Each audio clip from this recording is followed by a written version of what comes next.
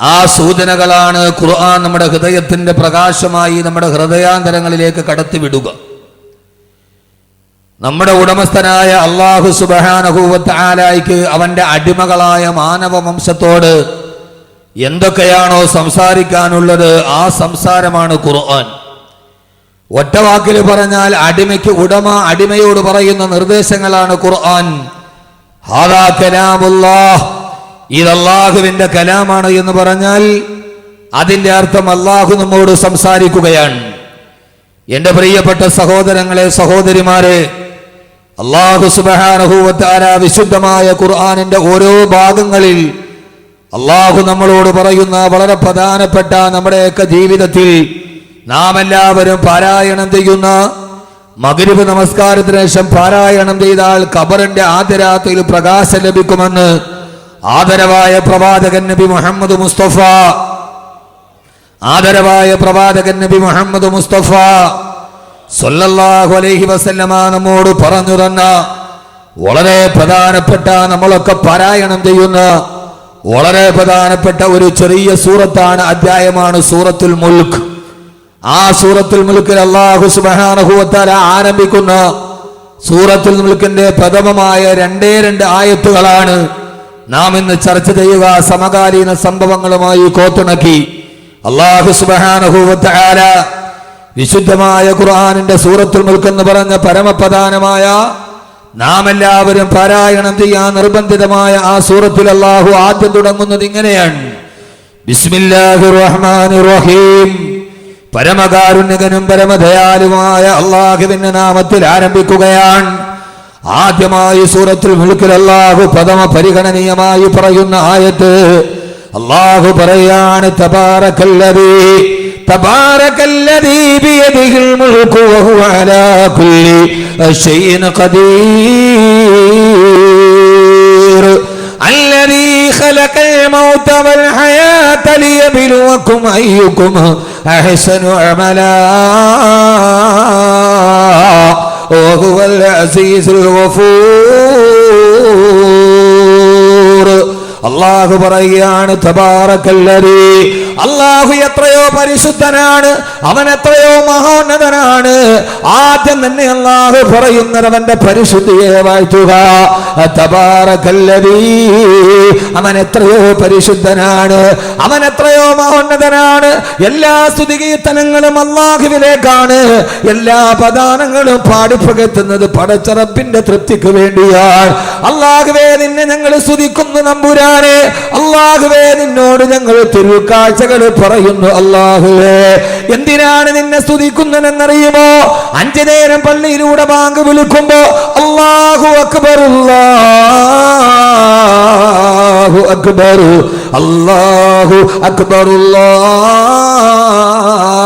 അക്ബർ. അല്ലാഹുവാണ് വലിയവൻ, നീയാണ് വലുത്, നിന്നേക്കാൾ വലുത് മറ്റൊരാളില്ല തമ്പുരാനെ. അല്ലാഹുവേ, നീയാണ് ആദി, നീയാണ് അനാദി, നിന്റെ തുടക്കത്തിനൊരാരംഭമില്ല തമ്പുരാനെ, നിന്റെ ശേഷിപ്പിനൊരവസാനമില്ല തമ്പുരാനെ. അല്ലാഹുവേ, നീ പരാശ്രയരഹിതനാണ്, നിനക്കൊരു സഹായിയില്ല, നിനക്ക് തുല്യനില്ല, നിനക്ക് സാദൃശ്യമില്ല, നീ ഏകനാണ്. അല്ലാഹുവേ, അല്ലാഹുവേ, എല്ലാ തിരുമുൾ കാഴ്ചകളും നിന്റെ മുമ്പിലേക്കാണ്.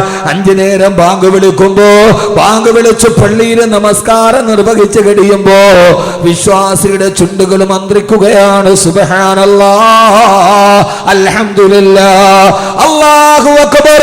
എന്തിനാണ് ഇതെങ്ങനെ വിളിച്ചു പറയുന്നതെന്നറിയുമോ? അത് പടച്ചതമ്പുരാന്റെ ഗതികേട് കൊണ്ടല്ല, പടച്ചറപ്പിന്റെ ഗതികേട് കൊണ്ടല്ല. ഏതോ മനസ്സിന് അർബുദം ബാധിച്ച് ആരൊക്കെയോ പറഞ്ഞു പിടിപ്പിച്ചതുപോലെ അത് പടച്ചതമ്പുരാന്റെ ഗതികേട് കൊണ്ടല്ല. പിന്നെന്തിനാണ് നിന്നെ ഞങ്ങൾ പുകഴ്ത്തുന്നതെന്നറിയുമോ? അല്ലാഹുവേ, ബിയദിഹിൽ മുൽക്കു, എല്ലാ അധികാരവും നിന്റെ കയ്യിലാണ്. അല്ലാഹുവേ, നമ്മളെപ്പോലെ പാരായണം ചെയ്യുന്ന തബാറക സൂറത്തിന്റെ ആദ്യത്തെ വരിയുടെ അർത്ഥമാണ് ഞാൻ പറയുന്നത്, ഏറെ പറയുന്നതിലല്ല. ഇന്ന് വഅദ് കഴിഞ്ഞ് അവസാനിക്കുമ്പോ പറയണ കബീർ വാക്കവയുടെ വഅദ് കേട്ട് സൂറത്തുൽ മുൽക്കിന്റെ ആദ്യത്തെ 2 ആയത്ത് നിങ്ങൾ പഠിച്ചെന്ന് പറയണം. ഈ ഖുർആൻ പഠിക്കേണ്ടതല്ലേ? ഇത് ഗവേഷണം ചെയ്യേണ്ടതല്ലേ? ഇതിന്റെ പരമപ്രധാനമായ പ്രഖ്യാപനങ്ങളിലൂടെ നമ്മുടെ മനസ്സൂളിയിടേണ്ടതല്ലേ? അല്ലാഹുവേ, നിന്നെ ഞങ്ങൾ സ്തുതിക്കുന്നത് എന്തിനെന്നറിയാമോ? എന്നറിയോ? ബിയദിഹിൽ മുൽക്കു, എല്ലാ അധികാരവും നിന്റെ കയ്യിലാണ് തമ്പുരാനെ. എല്ലാത്തിന്റെയും കടിഞ്ഞാണ് നിന്റെ കയ്യിലാണ് അല്ലാഹുവേ. ഈ സൂര്യനെ പടച്ച തമ്പുരാനെ, ചന്ദ്രന് നിലാവ് കൊടുത്ത അല്ലാഹുവേ, അല്ലാഹുവേ, അല്ലാഹുവേ. കിഴക്ക് നിന്ന് സൂര്യനെ ഉദിപ്പിച്ചത് നീയാണ്, പടിഞ്ഞാറതിനെ അസ്തമിപ്പിച്ചത് നീയാണ് തമ്പുരാനെ. അല്ലാഹുവേ, നീയാണ് കടലിന് തിരമാലയെ കൊടുത്തത്, നീയാണ് കുരുവിയെ കൂടുകെട്ടാൻ പഠിപ്പിച്ചത്, നീയാണ് കുയിലിന് മധുരനാദം നൽകിയത്, നീയാണ് ഈ ഭൂമിയെ പടച്ചത്, നീയാണ് ആകാശത്തെ വിരിപ്പ് പോലെ വിരിച്ചിട്ടത്, നീയാണ് പർവ്വതങ്ങളെ നാട്ടി നിർത്തിയത്, നീയാണ് കടലിന്റെ ഉള്ളിലൂടെ മീനിന് ഊളയിടാൻ പഠിപ്പിച്ചു കൊടുത്തത്. ജനിച്ച ഉടനെ പശുക്കുട്ടിയോട് നിന്റെ മാതാവിന്റെ അകിടിന്റെ ഉള്ളിൽ നിനക്ക് പാലുണ്ടെന്ന് ബോധം കൊടുത്ത അല്ലാഹുവേ, എങ്ങനെയാണ് പ്രസവിച്ച ഉടനെ ആട്ടിൻകുട്ടി അതിന്റെ തള്ളയുടെ ആടുകരിന്റെ അടുക്കലേക്ക് ഓടിച്ചെന്നത്? ആരാണ് വഴി പറഞ്ഞു കൊടുത്തത്? ഗൂഗിൾ മാപ്പ് കൊടുത്തതല്ലോ. ആരാണ് ഇതിന് ബോധനം കൊടുത്തത്? ജനിച്ച ഉടനെ തള്ളപ്പശുവിന്റെ അകടിലേക്ക് കൊച്ചു പശുക്കുട്ടിയെ പറഞ്ഞു വിട്ട തമ്പുരാനെ, നീയാണ് അല്ലാഹുവേ എല്ലാം സൃഷ്ടിച്ചത്, കാറ്റു വീശിച്ചത് നീയാണ് തമ്പുരാനെ. ഉപ്പാന്റെ മുതുകിന്റെ അടിയിൽ നിന്ന് മാതാവിന്റെ ഗർഭാശയത്തിലേക്ക് കൊണ്ടുപോയി എനിക്ക് സൃഷ്ടിപ്പ് തന്ന അല്ലാഹുവേ, എന്നെ സൃഷ്ടിച്ച തമ്പുരാനെ. അല്ലാഹുവേ, നിനക്ക് തുല്യനില്ല. എന്റെ ഹൃദയത്തിന് സ്പന്ദനം തന്ന തമ്പുരാനെ, എന്റെ ഹൃദയം ഒരു മിനിറ്റിന്റെ ഉള്ളിൽ 70 പ്രാവശ്യം സ്പന്ദിക്കുന്നുണ്ട്. ആ കണക്ക് പ്രകാരം ഒരു ദിവസം 1,00,000 പ്രാവശ്യം എന്റെ ഹൃദയം സ്പന്ദിച്ചു കൊണ്ടിരിക്കുന്നുണ്ട്. 60 വയസ്സ് വരെ ജീവിച്ചിരിക്കുന്ന ഒരു മനുഷ്യന്റെ ഹൃദയം, ആ ഹൃദയം എങ്ങനെ സ്പന്ദിക്കുമ്പോ അവന്റെ ശരീരത്തിന്റെ രക്തക്കുഴലുകളിലൂടെ രക്തം പ്രവഹിക്കുന്നുണ്ട്.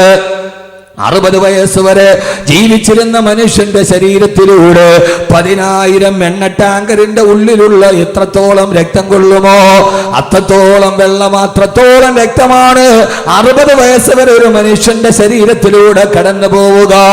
അല്ലാഹുവേ, അല്ലാഹുവേ, ഉമ്മാന്റെ ഗർഭാശയത്തിൽ കിടന്നപ്പോ 4-ാം മാസത്തിൽ എന്റെ ഹൃദയം സ്പന്ദിക്കാൻ തുടങ്ങിയാണ്. 40 വർഷം കഴിഞ്ഞു, ഇതേവരെ ഒരു മിനിറ്റിൽ കൃത്യമായി 70 പ്രാവശ്യം, ഒരു ദിവസം 1,00,000 പ്രാവശ്യം.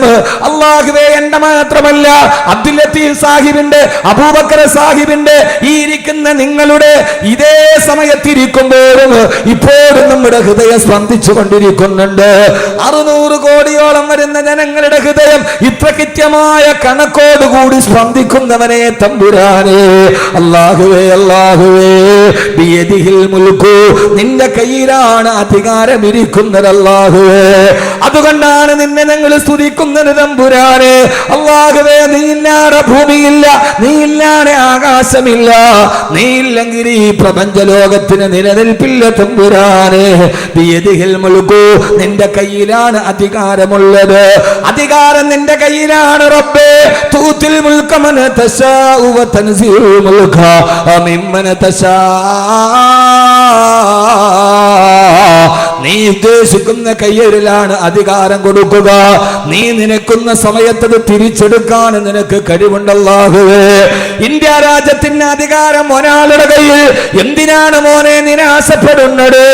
ഇരുകാലിയുടെ പേരിൽ 2 കാലിയായ പെഹ്ലൂഖാനെ തല്ലിക്കൊണ്ട, പെഹ്ലൂഖാൻ എന്ന് പറയുന്ന നിരപരാധിയുടെ നിലവിളി കേട്ട മണ്ണിനാണ് കഴിഞ്ഞ ആഴ്ചത്തെ രാജസ്ഥാൻ ഉപതെരഞ്ഞെടുപ്പിൽ ഫാസിസത്തിന് കാലിടറിപ്പോയത്. അവിടെയാണ് ജനാധിപത്യ ചേരികൾ വിജയിച്ചത്.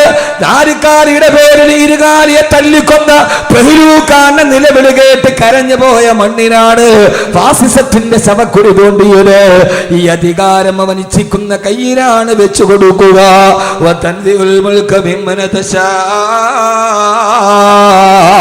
അവൻ ഉദ്ദേശിക്കുന്ന സമയത്ത് അവരുടെ കയ്യിൽ നിന്ന് തിരിച്ചെടുത്ത് മറ്റൊരാളുടെ കയ്യിൽ കൊടുക്കാൻ കഴിയുന്നതും അല്ലാഹ്. കണ്ടെന്നിരിക്കും ജനത്തിനെ കണ്ടില്ലെന്ന് നടിക്കുന്നതും ഭവാൻ. 2-4 ദിനം കൊണ്ടൊരുവനെ തണ്ടിലേക്ക് നടത്തുന്നതും ഭവാൻ. മാളികാമുകളേറിയ മണ്ണന്റെ തോളിൽ മാറാപ്പ് കേട്ടുന്നതും ഭവാൻ. ഇന്നത്തെ ദരിദ്രൻ നാളത്തെ ലക്ഷാധിപതി, ഇന്നത്തെ കോടിപതി നാളത്തെ പരമദരിദ്രന് എല്ലാം ആരുടെ കയ്യിലെന്നറിയോ? ബിയദിഹിൽ മുൽക്കു, ഇതെല്ലാം നിന്റെ കയ്യിലാണ് തമ്പുരാനെ. നീയാണ് സൂര്യനെ ചലിപ്പിച്ചത്, നീയാണ് ചന്ദ്രനെ ഉദിപ്പിച്ചത്. 156 വർഷത്തിനൊരിക്കൽ 1.5 നൂറ്റാണ്ടിന്റെ ഇടയിൽ സൂര്യനെയും ചന്ദ്രനെയും ഭൂമിയെയും ഒരേ നേർരേഖയിൽ കൊണ്ടുവന്നത് നീയാണ് അല്ലാഹ്. സഹോദരങ്ങളോട് സഹോദരിമാരോട് എന്തെങ്കിലുമൊക്കെ പഴയ വർത്തമാനം പറഞ്ഞ് തിരിഞ്ഞു പോകാറല്ല ഈ വിനീതൻ എഴുതിച്ചു നിന്നത്. കഴിഞ്ഞ ആഴ്ചയാണ് സൂര്യഗ്രഹണം ചന്ദ്രഗ്രഹണം നടത്തത്. 156 വർഷത്തിൽ ഒരു പ്രാവശ്യമാണ് ചന്ദ്രനും സൂര്യനും ഒരേപോലെ നേർരേഖയിൽ വന്നത്. എന്തിനാണങ്ങ് വന്നതെന്നറിയുമോ? കിഴക്ക് നിന്ന് സൂര്യനെ ഉദിപ്പിച്ച റബ്ബേ, പടിഞ്ഞാറ്